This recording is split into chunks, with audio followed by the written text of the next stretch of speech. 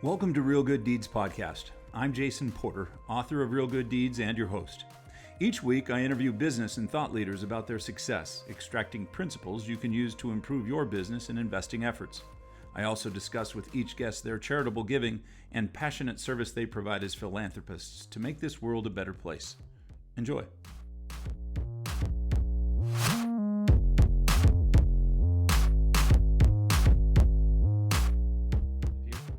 All right. I'm excited to have Dave Seymour here with us. And guys, you are in for a treat, to tell you the truth. I know you may recognize his face from television, had a TV show that had quite a bit of success. I know him also as an investor and an individual who is now helping others deploy capital. And I wanted to have him on here so we can talk about that. But before we do, Dave, how you doing? Jason, I'm doing well, man. Thanks for having me on. I appreciate it. I'm doing well. I'm in Boston. The sun's shining. No snow yet, so we're living large, man. It's good. That's but that is not a Boston accent. That is just no, it's not. I'm an immigrant to the United States of America, Jason. Don't tell anyone. It's a secret.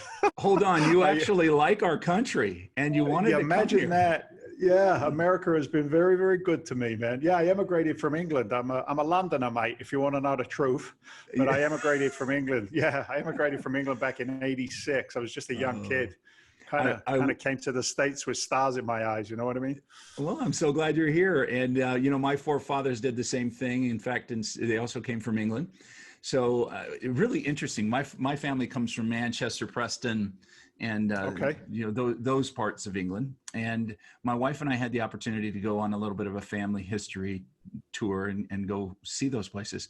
I, as an ignorant American, as many of us are, to much of world history, we're not ignorant to lots of other things, but to world history, we don't really understand the age of England and country. Sure. I was shocked at seeing Roman ruins of former Britannia in Lancaster.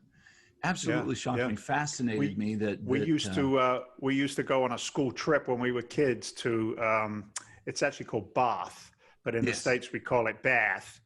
But we go to Bath, and there are hot springs in Bath, old Roman Bath, and you can go in there and sit in the hot bubbles. We didn't do it as kids, but you can actually go in the hot springs, and because the Romans had the original jacuzzi, baby. You know what I mean? They did. They loved it. They knew how to play. They were house flippers all the way back then. Unfortunately, they were country flippers too, but that's a whole different story. That's a whole different story. I'll tell you what. This is like an episode of the History Channel now. This is good. I absolutely love world history and language, and it's blessed my life to have been able to do what we do, which is educate and teach in all over the world. And it's just been a rich blessing to get to know people. But putting that off to the side, tell us what you're doing now. What's going on since you were a wee lad and immigrated to this great nation? I have I'm very close with Jack Canfield, author of Chicken Soup for the Soul. I got to hang out with Jack for a day at his house out in Cali. And we were just a couple of guys shooting the breeze, and I kind of gave him my life history. You know what I mean? So an immigrant from a foreign country. I'm also sober over 30 years. So I went through my own challenges with some of my demons. And, I'm telling Jack this story and everything else. And he says to me, it's really a biblical journey. He says, you should write a book. You come through the darkness, you come out of the darkness, and then you get to share your experience with other people. You inspire them to raise up to their best selves. And I'm like, who are you talking about, Jack? And he's like, I'm talking about you, man. He says, write a book. But I'm not going to give you the full war and peace of my life, Jason. But look, I did. I came to this country. I'm from a working class background. I have my own challenges, like I said, but I landed a really good job. I was a firefighter and a paramedic in the city of Lynn, Massachusetts, and I served there for 16 years. Absolutely loved what I did. Yeah, I appreciate it, man. I love what I did. I loved it. I mean, the camaraderie and the adrenaline, I'll be very direct with you. But there's nothing more powerful being a paramedic, I feel, and somebody's in that critical phase, and you can put the right drug in that body. You can save a life I've saved more people's lives with peanut butter and jelly sandwiches during diabetic situations than I did with any other tool in the toolbox. But it's interesting what you said, because it's a blessing, right? Some people are blessed to be put in positions where they can perform at their very, very best.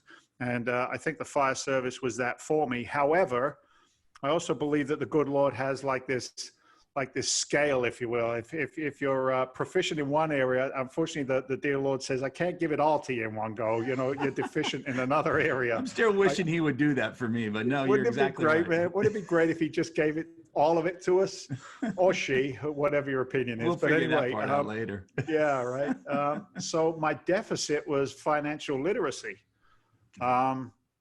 You know, I came from a consumer world that said keep up with the Joneses. And then I came to America, and this place is crazy. You can actually spend more money than you earn here. What? And, you know, I learned the power of Visa or MasterCard, and I was really good at buying depreciating assets. I refer to them as cars, boats, and leather coats, right? Just garbage. Yeah. You know, a car is worth less money the minute you drive it off the lot. We all know that. And anyway, man, it cost me a marriage because of my financial challenges. You know, I was working 120 hours a week, literally. Fire department, construction, and then also working part-time. How can you work on a relationship, a marriage? How can you be a father to a son? It wasn't a good time. Very, very direct. It wasn't a good time.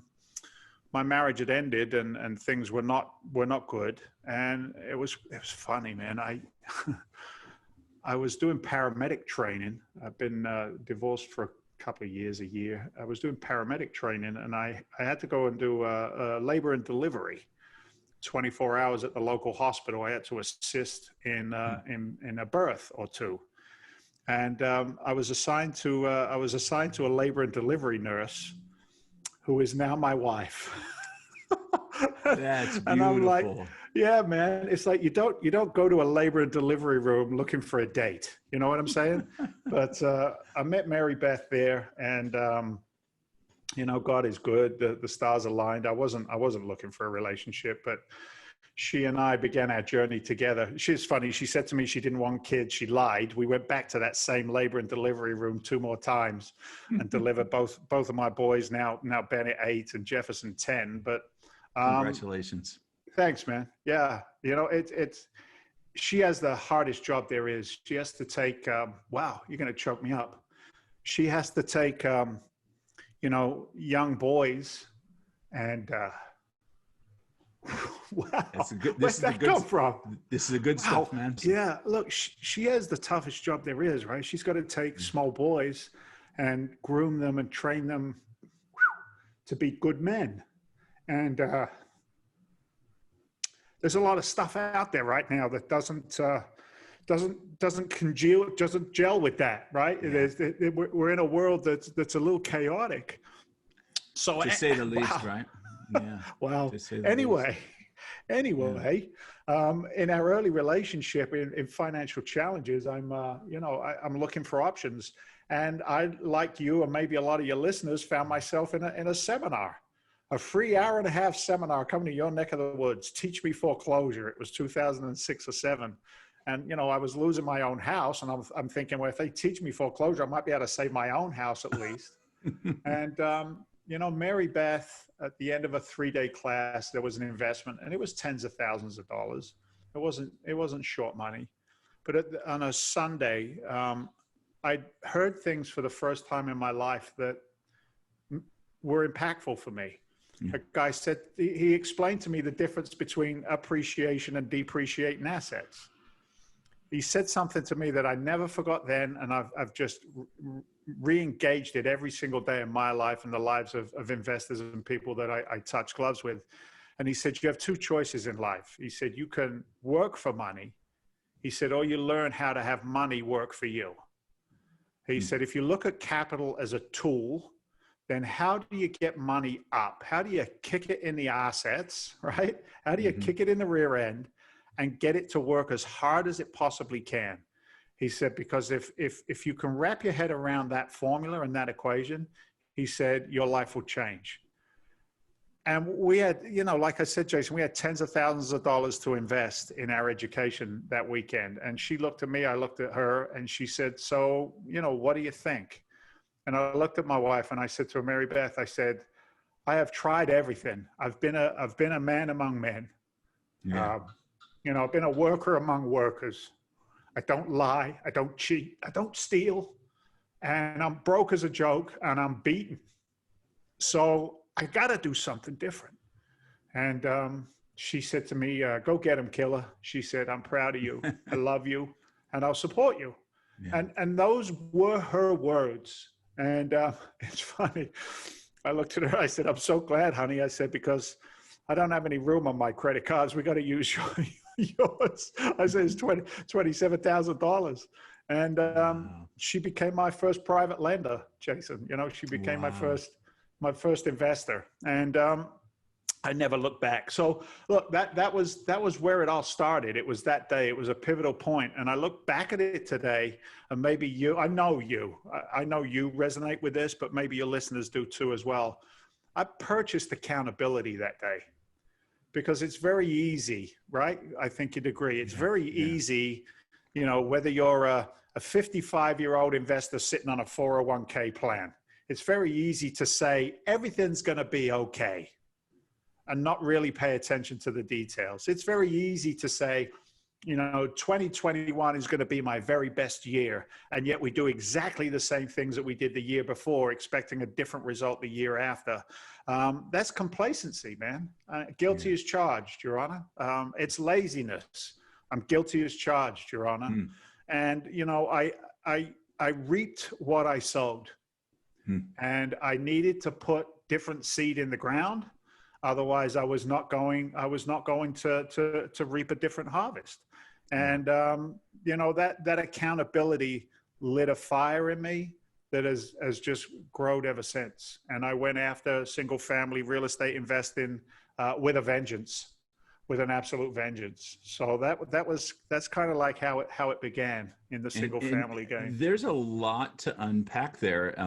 First of all, thank you for letting yourself go to an emotional place, and we're all right there as a nation and as a world right now, right? The emotions that we harbor, the things we love and the things we fear, are very close together right now, and that's always a scary time. But I love the fact that we can talk about how important it is to, number one, be supported by somebody. And I've been blessed with Mona. Everybody who knows me knows Mona, either by, actually meeting her. Just, I talk about her all the time, like you do, your sweet bride. And the fact is, 33, coming up on 33 years of marriage with her. And I could not be the investor I am today if I didn't have somebody say, you can do it. We got to have a cheerleader, right? Yeah. And to the same note, I love the way you said an accountability partner, because I've, in all the seminars I've taught, I run into those couples where there's one who's wanting to make a change and the other who's fearful of making the change. And it just never works. And I've been blessed to have somebody say, hey, you've been stupid before and I still love you. Let's go for it. The worst that can happen is we're going to still be in love. Yeah. See, I love that. See if you like this. This one came to me, I don't know, early in my career, and somebody was asking me about Mary Beth because she's kind of in the background. To be very honest with you, she couldn't keep up with me in business. Like, we tried to be in business together at the beginning, and it was contentious because I expected her brain to work the way mine did. And, to preempt everything that I needed and wanted to do. And obviously that doesn't work that way, right? Right. So she said to me, she said, look, stop. She said, I'll support you. She said, I will be here at the end of the day, at the beginning of the day. I'll be here if you call me in the middle of the day. She said, I can't be your business partner. She said, but I can be your support. And from that came this phrase, and I've always used it and continue to use it. And we've had our ups and downs. Nothing's perfect. No, but Mary Beth, Jason, is the rock that I get to stand on so I can look cool, right? That's it. She really is. That's awesome. She really is. Because awesome. without that foundation, and look, let's take it out of the marriage equation. It doesn't matter whether it's a marriage or it's a business relationship. It's the law of reciprocity. what can I do for you? What an opening line in life, instead of what can you do for me, which is kind of ingrained in so many people, unfortunately. So, you know, that's the secret weapon. She's at home. We play the Victorian roles. You know, real estate has allowed her to be on a salary from my companies while she's raised my boys, while she's taken care of our home, while she's taken great care of me. Which is a very costly thing. Would you hire somebody to do that? It would be so costly. Correct. And Mona was blessed to be able to do the same. And I appreciate that very much. I can see, I don't know how our lines crossed. I really don't. I'm glad they did. Right. But I can see so many connections between the way we get to work with our beautiful wives and the way they support us, and Jack Canfield. I was told by Sean Higgins, Tony Martinez of the U.S. Tax Lien Association. I did some training for them for years. I was told, hey, you need to go to Jack Canfield's luxury retreat in Santa Barbara. And boy, that changed my life. That was one of the principles, his book, The Success Principles, I think for all of you listening, probably the most important business book of my life. Agreed. Because principle number one is you're 100% responsible for your current situation. Yes. And right now, in the middle of all this COVID, I had this conversation with my daughter. I want your take on it.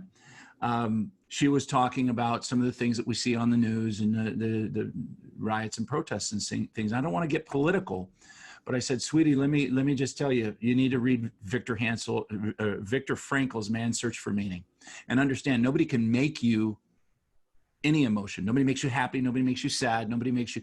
It's a choice. And how much more powerful would it be if individuals today on both sides of this political mess that we're in would just simply say, hey, it's my fault. Yeah. I'll own it. Now help me fix it. Do you know what I mean? But everybody's pointing the finger and nobody's saying I'm to blame, so I can fix it. And I'm waiting for it so much, because we can't change our finances until we understand I am where I am today because of me. You put yourself in a situation where you were spending more than you were making. 2008, I was on top of the world through 2006. 2008, I lost $750,000. Sure. I devastated my family's financial situation. It was my fault. But Jack Canfield's the one who made me see it, because before then it was the economy. It was everybody but me. Yeah, it's that old adage, right, Jason? If you point one finger out and blame somebody, there's three fingers pointing back at you for responsibility. You know, it's that concept going forward. Look, to thine own self be true, right? I learned that. I learned to thine. You can lie to everybody else, but the truth usually comes at 3 o'clock in the morning when nobody's around and you're wide awake. And earlier on in my career, one of the exercises I did is in those moments of discomfort and discourse and disease, when I was in those periods of time, I would look in a mirror and I'd do these exercises, and I felt so silly, but I'd look in the mirror and I'd say, okay, you're responsible for this and this and this.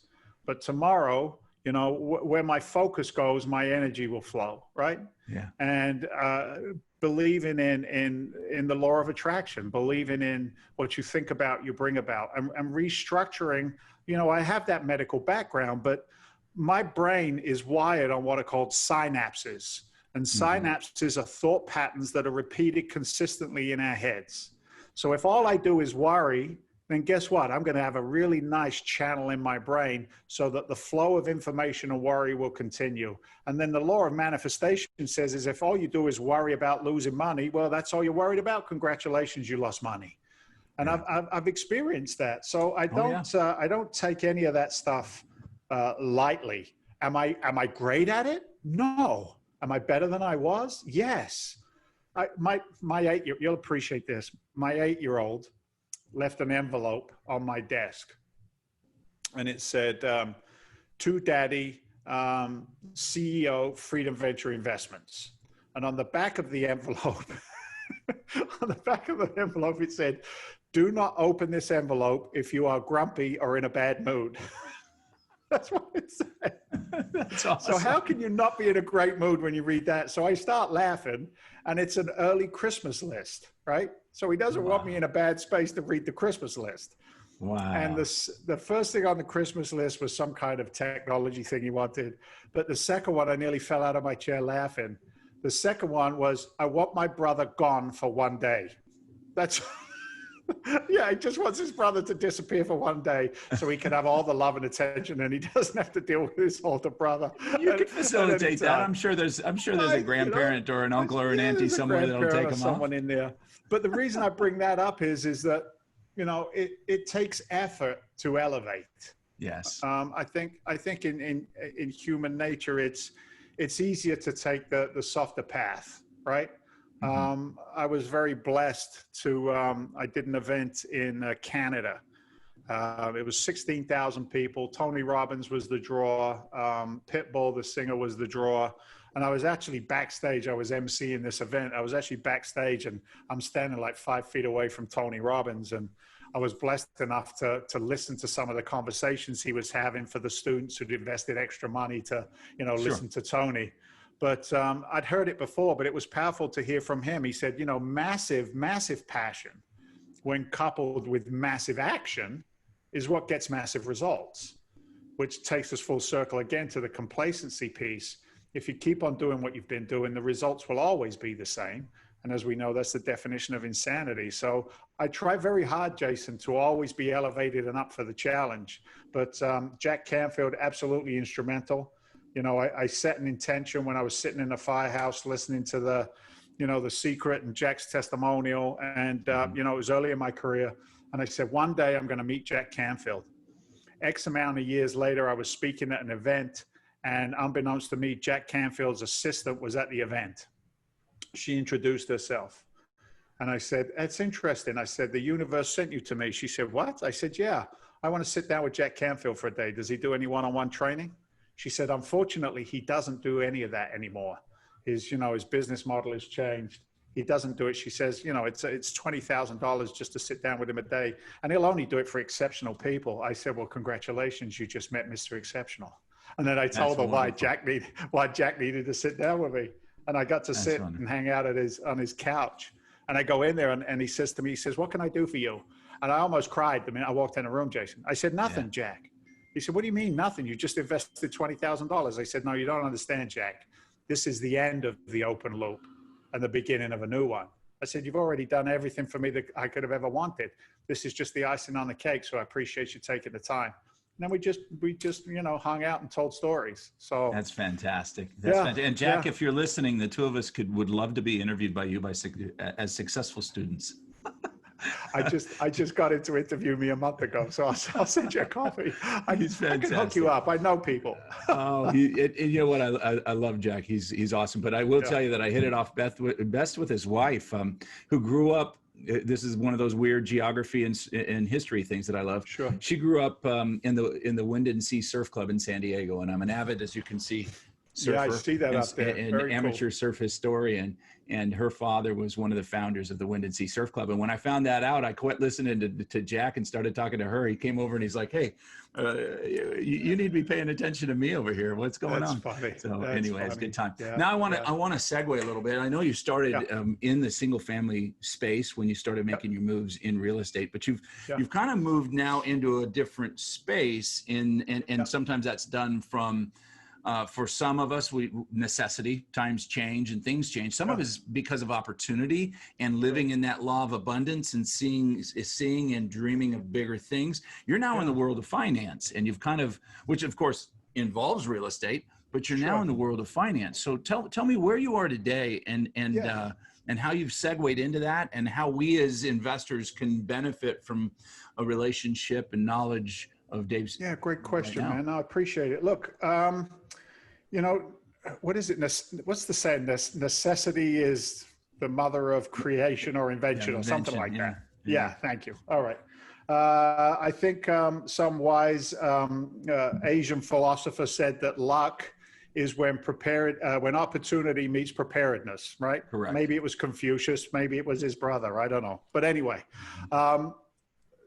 it's definitely opportunity. So I was heavy in single family, but you know, true wealth isn't created by buying and fixing and selling one house, one after another, after another, after another.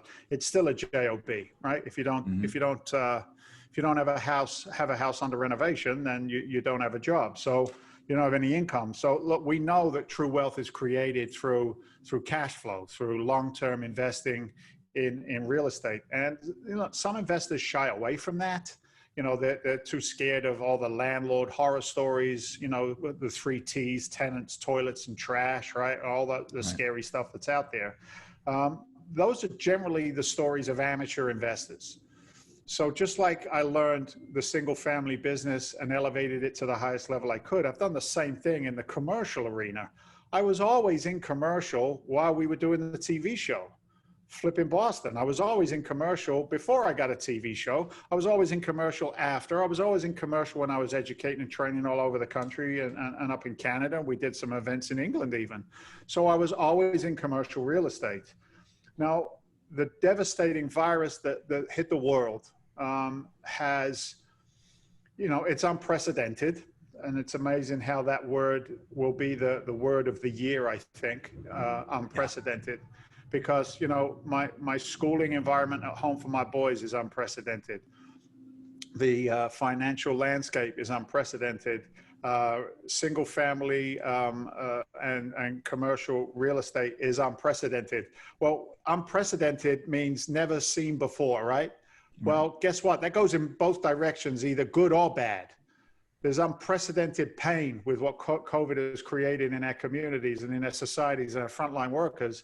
However, there are unprecedented financial opportunities that we can bring to the market as investors and bring peace and safety and security to other human beings. So there's a big lead up. So what are we doing? We are now a private equity fund company. And what we do is we raise accredited investor capital. The fund maxes out at $100 million. We're 80% of where we want to be right now. We have a lot of what's called qualified funds coming into our fund. Qualified funds meaning self-directed IRA capital, solo 401k capital. These are what we call retail investors. We work with accredited investors. We pool their capital and they buy, in essence, shares or units, if you will, of our management company. Our management company then buys apartment complexes, and we focus primarily in the Gulf Coast region of Florida. Now, what we decided to do was this, is we took Walter Novicki, my business partner, and one of the three fund managers, we took his blueprint, because what he had done for the past 20 years in the Gulf Coast region of Florida was to identify 30 to 150 unit apartment complexes, not the big ones, but we like the ones outside of those larger amounts for a number of reasons. One, there's a lot of competition for the large apartment complexes. All the big hedge funds and all the institutions want those. Whereas we like to focus on the smaller ones. There's less competition for us, number one. And number two, they have been consistently owned and operated by amateur investors. Family, mom and pops, right? Like families. And I don't mean amateur in a negative way. It's not a moral discussion. It's a business discussion. So if you've got an amateur mom and pop organization, the COVID crisis has created for them a need to sell. So Walter has a buy box for this kind of asset class in Florida. B-class assets, you know, within a certain MSA, 250,000 or more location to a bigger city. So we like Tampa, we like the Gulf Coast region, I-41 up the water, up the coastline, and then I-75 up to Orlando. Everywhere and anywhere in that swath of Florida is our stomping ground. So what we do is we raise investor capital, we buy these assets, and we then reposition them. So undermanaged, underperforming, vacancies, deferred maintenance. We're not doing ground up construction, Jason. We buy cash flow. That's what we do. We buy, if it doesn't cash flow when we buy it, we don't buy it. We just make the cash flow better over the period of time that we hold these assets. So our investors don't own just one property. It's not a syndicated deal. They now own a piece of everything that's in the fund. Now, the way it works is this, is we give them the first 6% return on any profit. 6% pref. 6% pref. Then we have a targeted return of 10 to 14%. And again, look, past experience is no guarantee of future experience. That's the legal stuff. But if we did something one way and it worked, why wouldn't it work this time as well? So in the past, we consistently paid out double-digit returns of 10 or 14%, quarterly distributions, cash on cash return to the investors. And then the last number that we focus on for our investors is what's called the IRR. And then there's also the equity multiple, but the IRR is kind of an interesting number. It's called the internal rate of return. And what that calculation does is it shows an investor the true value of their money at work over a period of time. And what it means is they have an expectation of a 20 to 22% plus internal rate of return on their money while it's working inside the fund. Now, 5 to 6 years is the hold period of that capital. So it's not like a publicly traded REIT, which isn't even based on the value of the assets. A publicly traded REIT, you can put money in and out of there whenever you get scared. In a private equity fund like ours, that money is illiquid. It stays in the fund and it works for 5 to 6 years. Then at the time of sale of all of the assets, 6-year exit strategy, we then will share all of the equity with the investors on a split with us as the fund managers. Our investors get 75% of everything. They get a 6% pref return, 75% of all returns over that, and then 75% of all the profits on the back end. Wow, so, that's actually generous. That's generous. Yeah, look, if you have any experience in this field, you can understand what's called a waterfall. And a waterfall is, a kind of like a confusing algebra equation, if you will, that a lot of fund managers will use, where they'll say, okay, you get the first 8%, but we get the next 2%. Then we're going to do a 90-10% over the 12%. And then we do this, and then we do, and it gets incredibly, and I said to our guys when we put it together, I said, guys, this is confusing. And if it's confusing to me with my blue collar background, it feels almost like you're hiding something, like there's something going on that you wouldn't want to know. I said, so we're going to keep it nice and simple. We'll do all the work and we'll give 75% of everything to the investors. What do you think, fellas? And they said, okay, let's do it. So that's how we structured this. And it's a whole new, great, wonderful world. It's new in the sense of it's a fund that we haven't done before, but it's just our bread and butter. It's our wheelhouse. Instead of just doing one or two, we're buying 30 of them, right? Correct. Yeah. And you actually picked a really interesting segment. I'm sorry to interrupt, but you picked a really interesting segment there, because for those of you who aren't in the know, as we grow in knowledge as investors, eventually family money wants to get to a point where they say, hey, we want to own a 12-unit apartment complex because we're tired of having 12 single-family homes to manage as rentals around town. Let's consolidate. And then they get 12 and they say, let's get 24, let's get 50, let's get 100. But what's happening to baby boomers? What's happening to that group who are in their 70s and 80s now, who have those apartment complexes with 100, 150 units? Their kids don't want to manage them. They've never been part of the management. They're just waiting for the sell so they can get some money and say, thank you, mom and dad. That's sad, but it's true. It's true. It's true. So you're exactly where you should be, I think, because there are a lot of these people who are exiting real estate. And again, for those of you not in the know, baby boomers are retiring at a phenomenal rate per day right now. And the vast majority of Americans are retiring on the largest portion of their portfolio is their home. It's their real estate. Now that's either their personal home or the apartment building that they own. They got to go liquid. So what's happening is they're going liquid with their real estate assets, turning back around and renting. They're going to come back and rent in your spots. Yes, they are. Yeah. They need to live on the $500,000, $1 million that was in their real estate for the next 20 or 30 years. Here's where it's interesting. We're servicing the retirees, but we're also servicing the fallout from COVID. Because as the forbearances are lifted, 23% of FHA mortgages are in delinquency right now, 23% nationwide. And as we know, the FHA is the lower price point, the 150 to 250 properties is the majority of those loans. So these folks, when the forbearance is lifted and the bank says, okay, it's time to pay, well, they're going to need somewhere to go. And they're going to come straight to us. And here's the thing that makes it, it's a blessing. It was a blessing to run into a burning building and to save a life when I had an opportunity to do it. I was blessed to be in that situation. And today I'm blessed to be in a situation when somebody is going through probably the worst time of their life, either through medical challenges, losing a home, et cetera, we step up and we say, don't worry about that anymore. Our facility has storage for your belongings, and we can give you clean, decent, affordable housing. We can give you beautiful grounds. We can give you walking trails. We've got this state-of-the-art swimming pool. We even have a home office center right here where you can actually run your business and go to work without actually having to go to work. We've taken care of that for you. We include your high-speed internet. We have community events, socially distanced. I mean, you get to be able to see on the faces of these people in their very, very darkest days, you get to put a smile on their face. Now, I'm also a capitalistic individual. I'm in business. Did you just say the word capitalist? Yeah, I did. I'm sorry. I said that. Sorry. You are free to be a capitalist on my podcast anytime.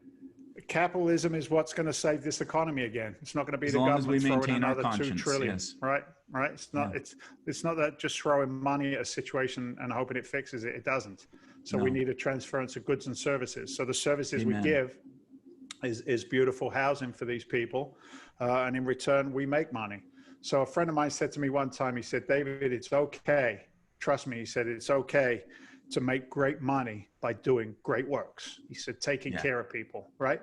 Find out what somebody needs and then take care of them. So that's where we're at, man. That's what we're doing. I live it. I breathe it from the minute I wake up in the morning to the minute I pass out at night.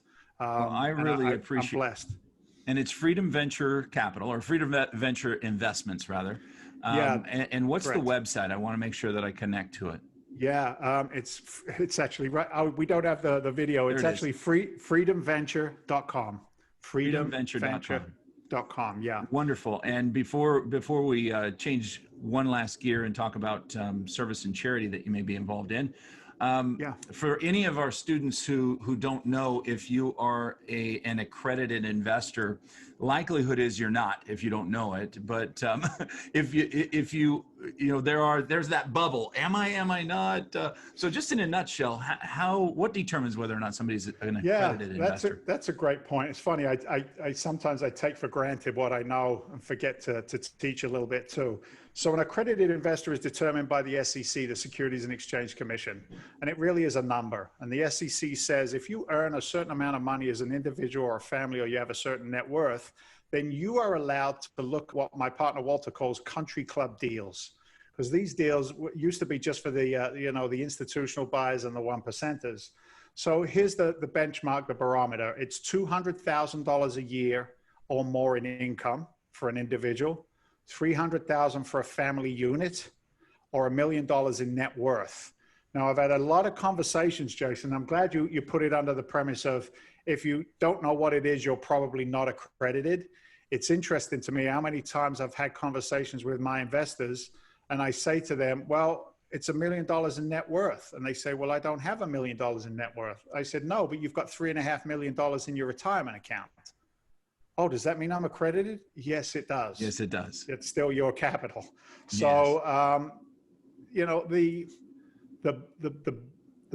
benchmark for accreditation, it's actually getting lower and lower as we earn more. It's not like that out of reach option that it used to be. So we only work with accredited investors. I think that's absolutely fine. And honestly, most people, you and I had this conversation in our pre-chat before we started the podcast. Sure. Most people who are serious real estate investors have capital. Yeah. At least some. They don't have as much as Yeah. they want. They don't have as Yeah. much as they want, but they have capital. And Yeah. and where some people get into trouble is when they sell a dream and that isn't attainable.